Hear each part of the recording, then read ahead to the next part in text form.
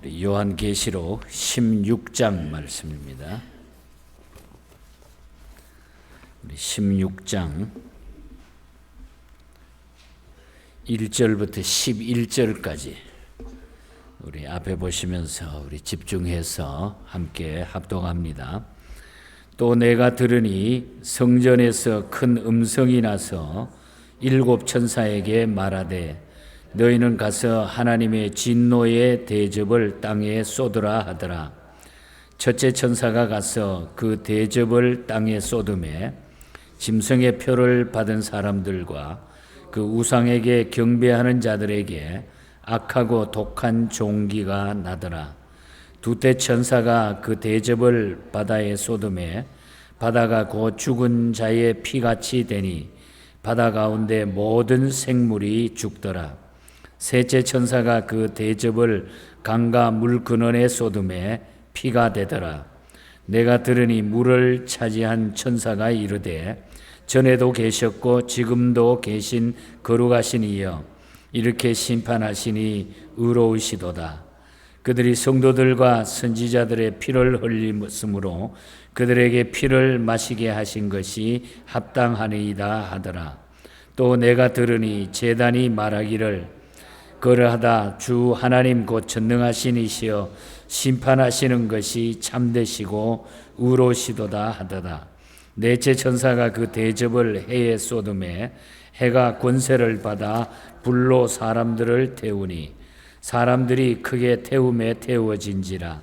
이 재앙들을 행하는 권세를 가지신 하나님의 이름을 비방하며 또 회개하지 아니하고 주께 영광을 돌리지 아니하더라. 또 다섯째 천사가 그 대접을 짐승의 왕자에 쏟으니 그 나라가 곧 어두워지며 사람들이 아파서 자기 혀를 깨물고 아픈 것과 종기로 말미암아 하늘의 하나님을 비방하고 그들의 행위를 회개하지 아니하더라. 아멘. 오늘 아침도 우리 하나님의 큰 은혜가 함께 하시기를 축복합니다. 우리 한 주간 또 잘 지켜주셨는데 우리 주님 이름으로 진정으로 축복하며 우리 인사 나누시기 바랍니다. 주님 이름으로 축복합니다. 사랑합니다. 우리 김재하 권사님 건강하게 나오셨습니다. 한 주간 고생하셨습니다. 다 지나간 것은 지나간 것입니다. 이제 앞으로 더 우리가 좋은 일이 많아지기를 바랍니다. 우리 요한계시록을 우리가 새벽마다 말씀을 우리가 묵상하면서 주시는 하나님의 은혜가 어쩌면은 또 이 시대의 마지막 시대를 살아가는 우리들에게 주님 오시기 전에 바로 주시는 이런 메시지가 아닌가 기도하면서 그렇게 가까이 이 말씀을 느끼게 됩니다. 오늘 16장에 나오는 이 말씀은 그 일곱 대접의 그 환상을 주시는데 그 재앙이 아주 무섭게 나타나는 이런 모습을 보게 됩니다. 일곱 대접을 받은 천사들이 그것을 받아가지고 쏟으니까 아주 결정적인 심판의 재앙이 쫙 실행되는 것이 쭉 나타나는데 우리가 네 번째 재앙까지 읽었습니다마는 그 마지막 재앙까지 쭉 보면은 아주 하나님의 그 재앙이 착착착착 아주 무섭게 진행되는 그런 모습을 보게 됩니다. 재앙들이 다소 앞에 나왔던 그 재앙들, 나팔 재앙이라든지 이런 재앙들은 국지적이었던 반면에 이 일곱 대접의 재앙은 아주 치명적이고 우주적이다 하는 것을 보게 됩니다. 그러나 대접 재앙이 마지막 재앙임에도 불구하고 우리 하나님께서는 끝까지 회개의 요청을 계속하고 계신다 하는 것 또한 우리가 깨닫게 됩니다. 오늘 9절과 11절을 보면은 그럼에도 불구하고 하나님은 회개를 요청하고 있다. 회개하고 돌아오라 하는 그런 얘기죠. 우리가 본장에 나오는 이 재앙들은 어떻게 보면은 출애굽기의 열 재앙이나 또 앞에 나왔던 7 나팔 재앙, 뚜렷한 유사성을 다 가지고 있는 것을 보게 됩니다. 단지 그 묘사가 더욱 간결하고 심판이 아주 강력하게 나타난다고 하는 사실을 보게 됩니다. 우리 어제 아침에도 말씀을 들었습니다마는 이 나팔과 이 대접의 재앙의 차이점은, 중요한 차이점은, 우리가 8장 9절에서는 이 나팔 재앙 같은 거는 단지 3분의 1이 죽는다 그랬어요. 3분의 1이 죽지만은 오늘 16장 본장의 3절에 보면은 이 대접 재앙은 모든 바다 생물이 다 죽는다 그랬어요. 3분의 1이 죽는 거하고 전부 다 죽는 거하고는 차이점이 많은 거죠. 어쩌면 이것은 바로 최종 심판을 이야기하고 있다는 겁니다. 16장에 나오는 이 바로 대접 재앙의 심판은 바로 최종 심판을 알려주는 이런 재앙이라는 겁니다. 7 대접 가운데 6번째 대접이 또 중요하게 나타나는데, 이 대접을 우리가 하마겟돈 혹은 아마겟돈과 관련을 지어서 이야기하고 있습니다. 16장 오늘 본문 12절부터 16절 사이에 보면은 쭉 나타나죠. 13절에 보면은 개구리 같은 새 더러운 영이 용의 입과 짐승의 입과 거짓 선지자들의 입에서 나왔는데 16절에 가서 보면은 뭐라 그럽니까? 새 영이 히브리어로 아마겟돈이라 하는 곳으로 왕들을 모이더라. 왕들을 모으더라. 여기 아마겟돈이라고 하는 말이 나타나죠. 그래서 이 사람들은 이 싸움이 일어날 시기와 장소를 두고서 엄청나게 많은 생각들을 해왔어요. 그 장소가 어디냐? 이 전쟁이 어떻게 되는 거냐? 그런데 우리가 가만히 이 요한계시록을 보면은 그저 지나가는 말 정도로 이 말을 언급하고 싹 지나가고 있다는 겁니다. 그런데 사람들의 관심은 이 장소가 어디냐? 이 전쟁이 어떻게 되는 거냐? 못 넘어가고 지금도 많은 이야기를 이곳에서 하고 있는 것을 보게 됩니다. 이곳 이름은 구약 시대에 수많은 전투가 벌어졌던 성인 무깃도 산을 뜻한다. 그런 말로도 해석을 많이 해요. 무깃도. 저도 그 이스라엘의 성지 가서 무깃도 가봤는데 참 아주 특별하게 생겼어요. 바위로 딱 돼가지고 그 위에 옛날에 전쟁을 했던 장소죠. 아주 굉장히 특이한 장소예요. 그래서 아주 거기는 정말로 가서 보면은 성경에 나오는 얘기를 우리가 충분히 이해할 수 있는 그런 곳입니다. 이 무깃도라고 하는 것은 우주적인 차원에서 벌어지는 상징적인 싸움의 배경을 나타낼 뿐 더 이상 다른 의미는 없다고 하는 것입니다. 그래서 이 아마겟돈을 헬라어 단어로 쓰면 하르마게돈이라는 발음인데, 예로부터 사람들은 이 아마겟돈을 예루살렘이나 무깃도라고 생각을 했지만은 정확히는 사실 우리가 어디인가를 아직도 모르고 있습니다. 정확하게 그 아마겟돈이. 그래서 뭐 어떤 사람들은 뭐 어디에서 전쟁이 일어나는데 그게 아마겟돈 전쟁이 될 것이다. 어떻든 우리가 결론적으로 봐야 될 것은 이 12절에서 16절 사이를 봤을 때의 적그리스도의 정권과 이 종교 및 사상이 교회와 최후 전쟁을 하게 될 때에 성도들은 삶의 모든 영역에서 극심한 고난을 받게 된다는 거예요. 마지막 때가 되면 어떤 우리가 예수님 때문에, 예수 믿는 것 때문에 극심한 고난이 우리에게 닥칠 수 있다는 거죠.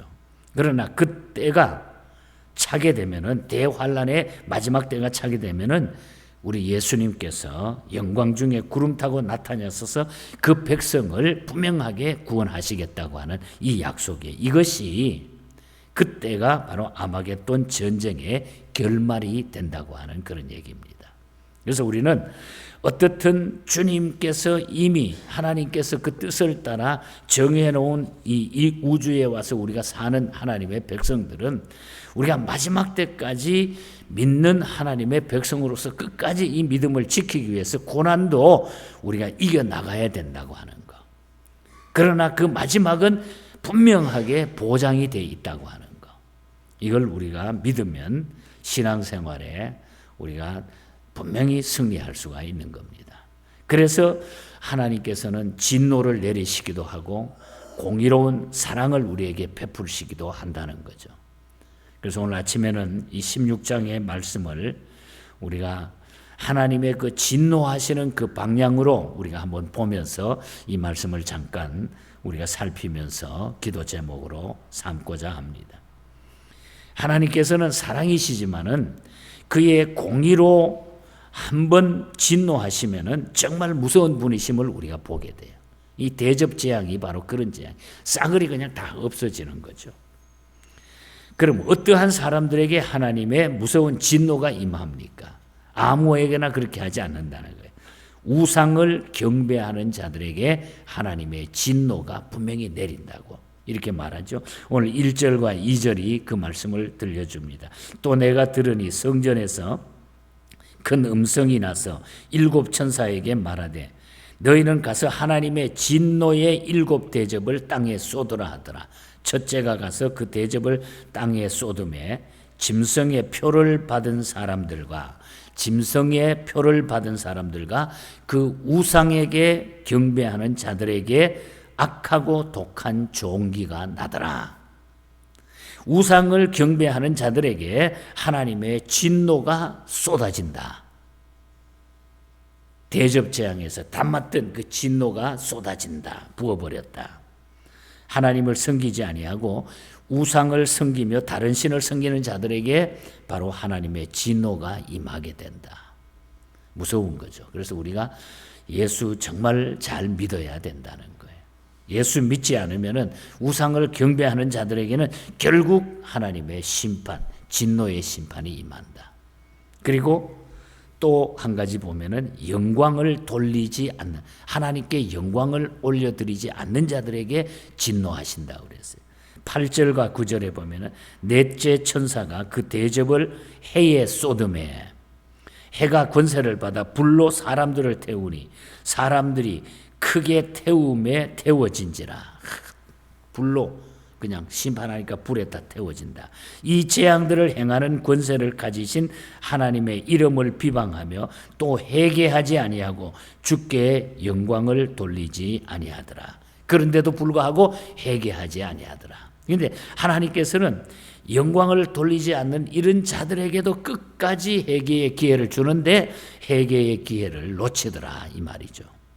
하나님께 영광을 돌리지 아니한 사람들에게 하나님의 진노가 임한다는 거예요. 본래 하나님께서는 사람을 창조하실 때에 뭐라고 그랬습니까? 영광과 찬송을 받기 위해서 우리 사람을 창조했다고 그랬어요. 창조의 목적이 분명히 나타나요. 그런데 아담이 죄를 지어서 하나님의 영광을 가리우고 말았습니다. 그래야 하나님께서는 영광을 받으시고자 예수 그리스도를 다시 이 땅에 보내주셔가지고 십자가에 못 박게 죽게 하셨어요. 그리하여 구속하여 주신 목적이, 예수님을 통해서 독생자를 통해서 우리를 구속하여 주신 목적이, 다시 한번 목적이 영광을 받으시는 데 있다고 그랬어요. 에베소서 우리가 1장 6절 이하에 보면은 그 하나님이 우리를 구속해 주신 것이 하나님께 영광을 돌리기 위함이라는 거죠. 영광 받기 위해서. 그러므로 영광을 가로채면, 하나님의 영광을 가로채면 누구든지 그의 진노를 받게 되어 있다는 거예요. 우리는 하나님께 속해 있는 사람들이기 때문에, 우리의 주인은 하나님이시기 때문에. 그래서 사도행전 12장에 헤롯 이야기가 나오죠.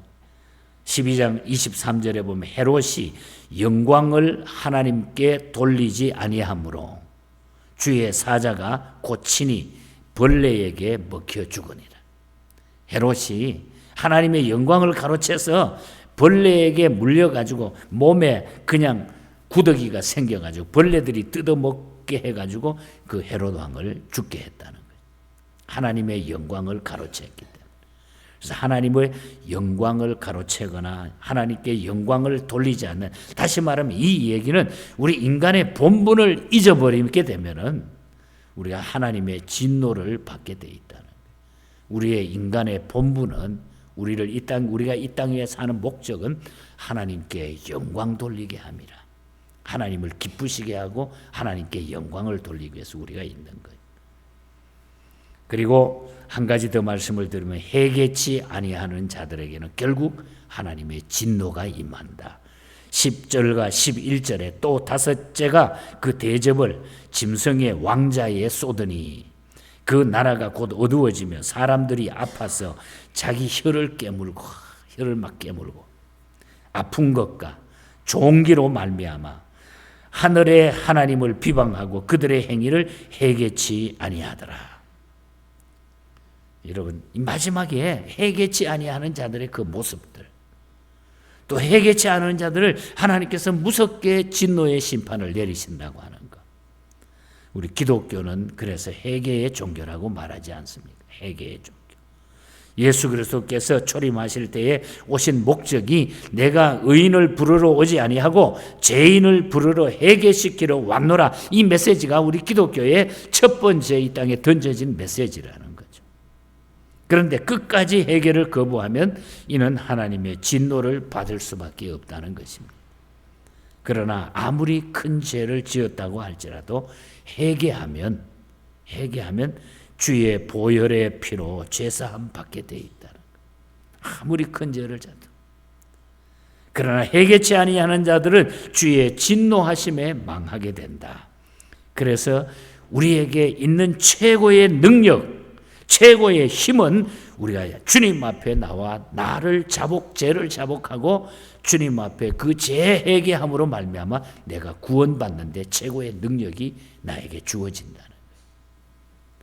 그래서 아침에도 찬송을 부르지 않았습니까?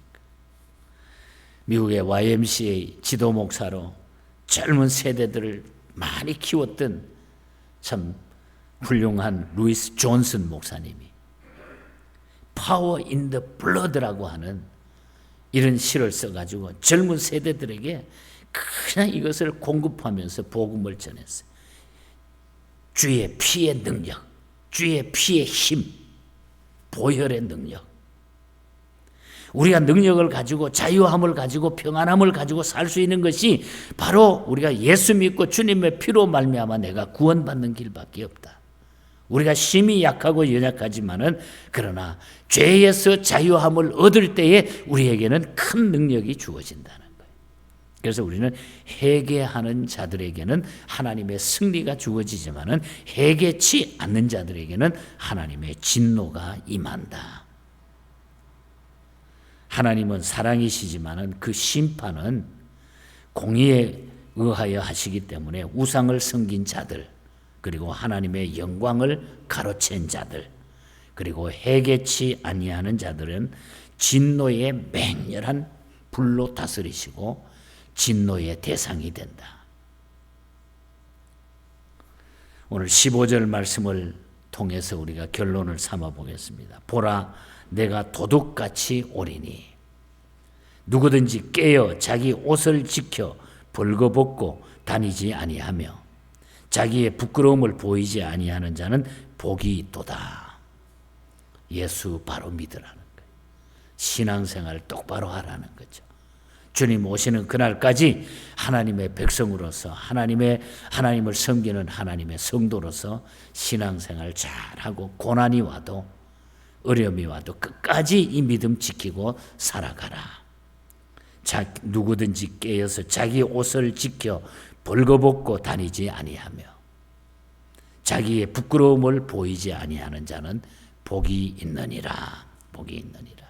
우리는 예수 믿고 주님의 보혈의 공로로 구원받은 능력자들 그리스도인입니다. 멋지게 사시기 바랍니다, 여러분. 우리는 다 천국 갈 사람들입니다. 이 확신을 가지고 좀 고난이 와도 좀 힘든 일이 생겨도 우리는 나가는 거예요. 하나님의 능력으로 우리는 회개하고 하나님의 능력으로 우리가 새로움을 받게 된다는 거예요. 이 믿음으로 우리 주님 오시는 그날까지 믿음 잘 지키시고 또 이 시대를 바라보면서 우리가 눈에 보이잖아요. 생각하면 머릿속에 맞아. 어쩌면 저는 어제 마태복음 24장을 쭉 읽다가 그 마지막 때에 쭉 일어나는 상황들 보니까 똑같이 되어 있어요. 똑같이. 어쩌면 어제 따라 그 말씀을 읽는데 그냥 더 그냥 촥 비치는 마태복음 24장을 보니까 여러분 이 말세 때에 마지막 때에 보여주시는 이 모든 일들을 우리가 기억을 하면서 하나님 앞에 여러분 능력 있는 그리스도인들로 사시고 어디에 있어도 하나님 감사합니다. 나 이제 곧 하나님 앞에 갈 것인데 이런 믿음으로 여러분 꼭 승리하시기를 주님 이름으로 축복합니다. 우리 기도하겠습니다. 말씀 기억하면서 하나님